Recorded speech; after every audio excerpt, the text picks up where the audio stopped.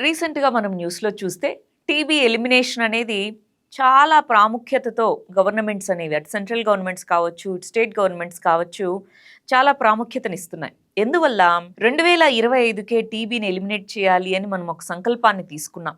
అది చేయలేకపోతున్నాం. Sustainable development goals ప్రకారం 2030కైనా మనం చేయాలి. మరి అందులో భాగంగా ప్రభుత్వాలు ఇప్పటికే ఎన్నో చర్యలు చేపట్టాయి. నేషనల్ టీబీ ఎలిమినేషన్ ప్రోగ్రామ్, ప్రధానమంత్రి TB Mukt Bharat, Nikshay programme, Nikshay portal, DBT programmes, ఇలా ఎన్నో విధాలైనటువంటి మెజర్స్ తీసుకొని ఒకవైపు అవేర్నెస్ కల్పిస్తూ, ఇంకొక వైపు ప్రివెన్షన్ మెజర్స్ చేపడుతూ, ఇంకొక వైపు డయాగ్నోసిస్ రైట్ టైంలో డయాగ్నైజ్ చేయడం అనేది టీబీకి చాలా ఇంపార్టెంట్.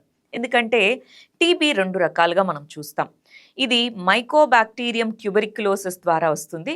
2 రకాల్లో ఒకటి లంగ్స్‌కి ఎఫెక్ట్ అయ్యేది pulmonary TB. 2 other parts skin TB, brain TB లాగా అదర్ పార్ట్స్ అండ్ అదర్ ఆర్గాన్స్‌కి ఎఫెక్ట్ అయ్యేది.